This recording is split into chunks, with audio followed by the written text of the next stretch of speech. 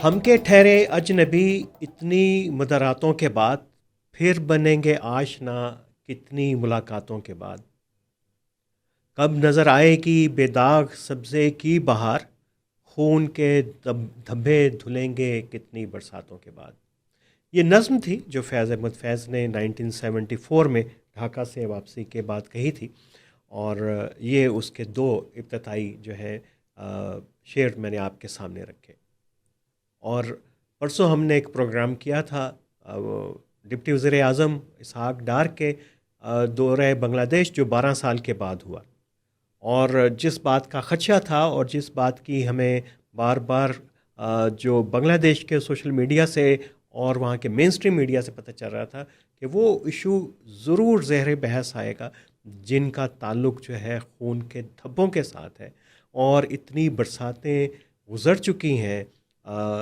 मशरक़ी पाकिस्तान के सानहे को होने के बाद, लेकिन अभी तक ये दाग है कि धुलने का नाम नहीं ले रहे। और बावजूद के पाकिस्तानी वज़ीर ख़ारजा ने कहा कि 1974 के अंदर भी ये मामला जो है तस्फ़िया हल हो चुका हुआ था। जब मुशर्रफ गए थे ढाका तब भी एक किस्म की माफ़ी मांग ली गई थी, लेकिन ये कोई फॉर्मल माफ़ी नहीं है। और इसको जो वहाँ का बांग्लादेश का मीडिया है उसने उसको बहुत ज़्यादा हाईलाइट किया है, और ये स्टेटमेंट इसहाक डार की बड़ी नुमायाँ करके छापी गई है कि जो बाकी मामलात हैं आए हम उनके ऊपर बात करते हैं, और ये वक्त के साथ साथ ये चीज़ें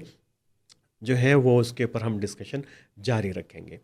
लेकिन दिलचस्प बात यह है कि पाकिस्तान का जो प्रेस है उसमें इस वाक़े को बिल्कुल गौर कर दिया गया। कल अफरासिया खटक साहब ने, मतीउल्लाह जान ने इसको सोशल मीडिया पे इस इशू को हाईलाइट करने की कोशिश की, लेकिन मेन स्ट्रीम मीडिया ने फिर भी इसको जो है किसी दरे खुर इतना नहीं समझा। ज़ाहिर है कि ये एक सेंसरशिप की मिसाल है।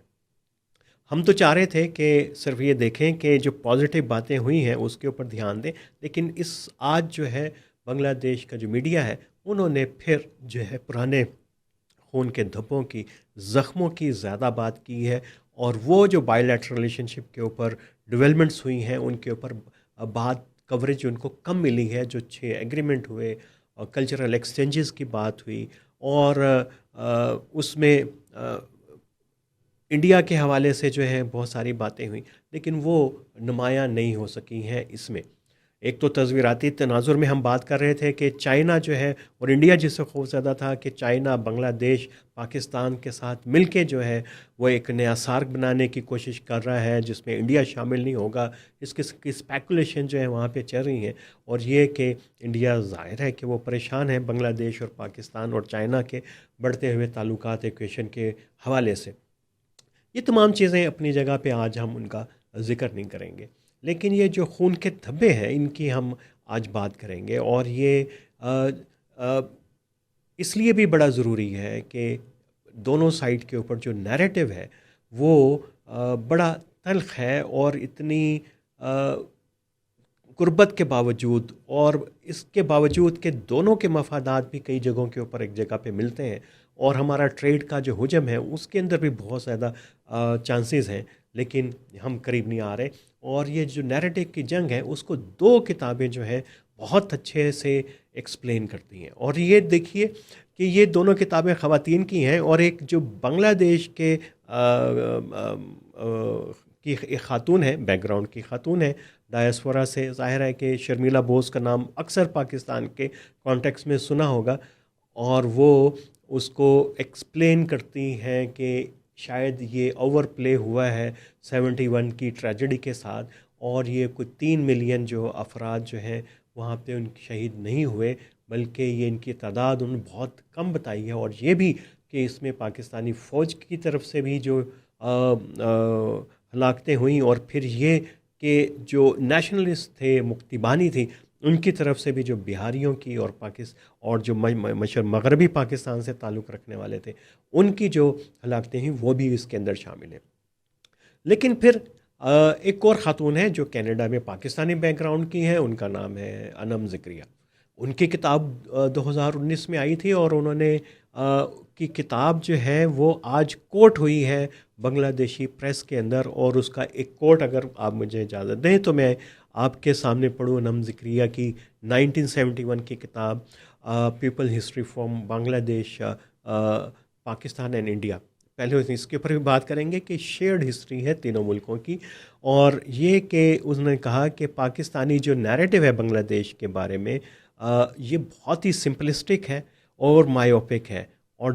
اس کو ڈی کنسٹرکٹ کیا ہے ذکریہ نے، اور یہ کہ پاکستان نے اپنے نیریٹو کو کیسے جو بلڈ کرنے کی کوشش کی ہے اور وہ کیسے بنگلہ دیش کے نیریٹو سے مختلف ہے. یہ کوٹ آج کے دی ڈیلی اسٹار کے اندر موجود ہے، یہ آپ کو ہم اسکرین پہ دکھا رہے ہیں، اس کو آپ ضرور دیکھیے گا، اس کو ضرور پڑھیے گا. لیکن اس کے ساتھ ہم پھر اس کا کمپیریزن کریں گے. شمیلا بوس کی کتاب ہے ڈیڈ ڈراکننگ بنگلہ دیش کی جنگ کے حوالے سے، جس میں ان کی جو پوزیشن ہے، انہوں نے کہا کہ جو بنگلہ دیش کے اندر جو نیریٹو ہے وہ بڑا سمپلسٹک ہے، اور بڑا اس کا نیریٹو جو ہے وہ اتنا اسٹرانگ نہیں ہے ایٹراسٹیز کے حوالے سے.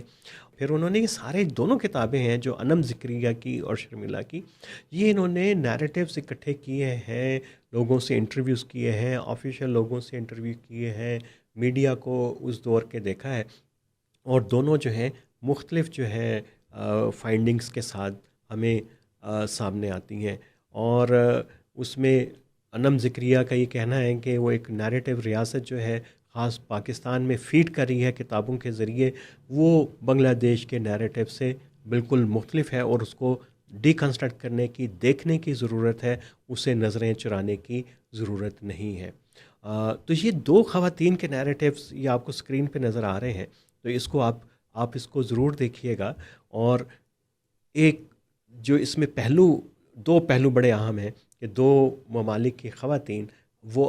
دوسری طرف کا جو نیریٹو ہے وہ اس کو سمجھنے کی کوشش کر رہی ہے، لیکن دونوں طرف کی ریاستوں نے ابھی تک کوئی اس طرح کی کوشش نہیں کی کہ ایک دوسرے کے نقطہ نظر کو سمجھا جائے اور ڈی کنسٹرکٹ کیا جائے اور آگے بڑھا جائے. ظاہر ہے کہ جو بنگلہ دیش کا موقف ہے، عام آدمی کا بھی موقف ہے، اور کہ ان کی میموریز بہت تازہ ہیں. پاکستان اور کی تو ابھی تک ہم جو ہے 1947 کی جو تقسیم کی کہانی ہے وہ ہم نہیں بھول سکے. تیسری چوتھی جنریشن جو ہے پاکستان کی جو ہے وہ آ رہی ہے، لیکن وہ ابھی تک ہمارے ذہنوں کے اندر، میموریز کے اندر وہ تازہ ہے. تو یہ جو ایک سانحہ ہے جس کو ہم ڈھاکہ فال کہتے ہیں، بنگلہ دیش جس کو انڈیپینڈنس کی وار کہتا ہے، وہ کیسے اتنی جلدی سے لوگوں کے ذہنوں سے ہے وہ نکل سکتا ہے.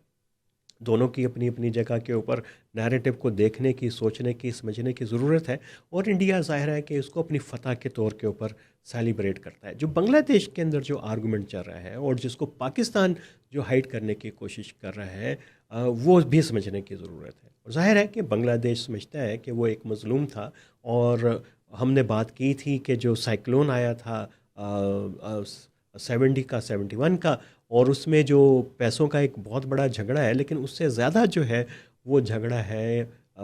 معافی مانگنے کا، جو وہاں پہ زیادتی کے واقعات ہوئے. اور بنگلہ دیش کے اندر یہ آرگومنٹ شد و مت کے ساتھ پیش کیا جاتا ہے کہ اگر جاپان جو ہے وہ ساؤتھ کوریا سے معافی مانگ سکتا ہے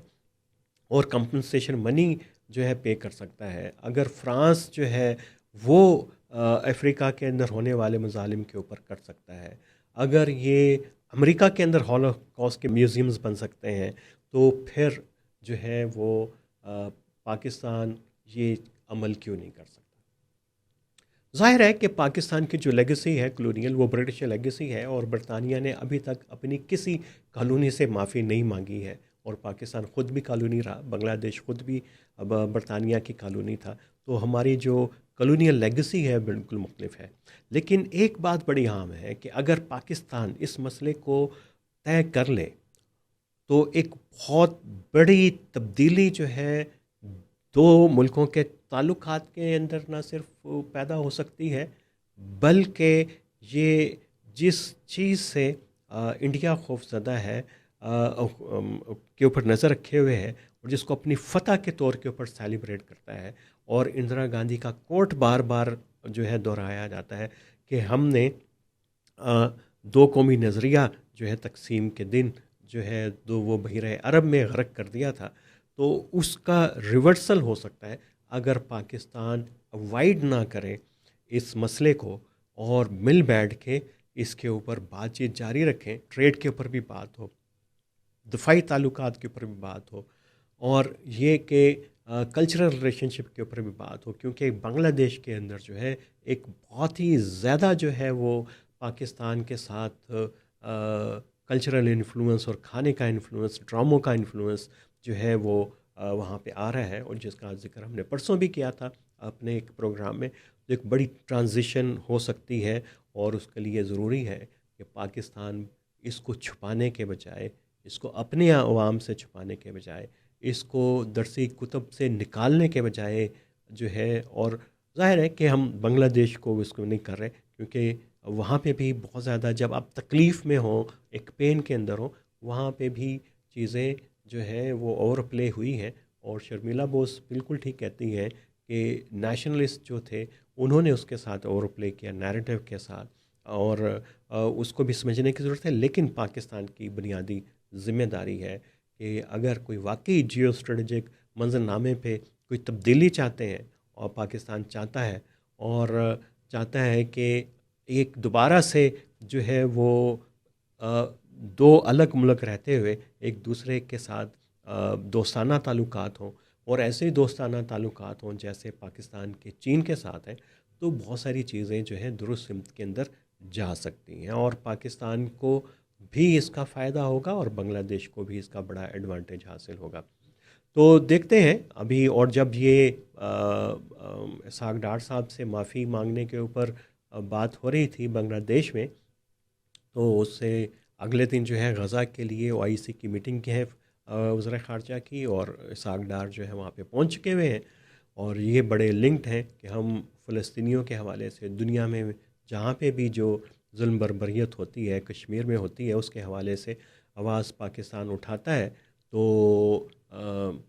یہ ایک بڑا دلچسپ سا کانٹیکس بنتا ہے، اور ریال پالیٹکس کا کانٹیکس بنتا ہے کہ ہم اپنے لیے کچھ اور ہماری پریفرنس ہوتی ہے، اور دنیا کو ہم بڑے پرنسپلز کے اوپر اور رسولوں کے اوپر چلتے ہوئے دیکھنا چاہتے ہیں. تو آج کا یہی نیریٹو، اور کل آئیں گے ہم ایک اور نئے مسئلے کے ساتھ، اور بلکہ موضوع کے ساتھ. تو جڑے رہیے نیریٹوز ود عامر رانا کے ساتھ.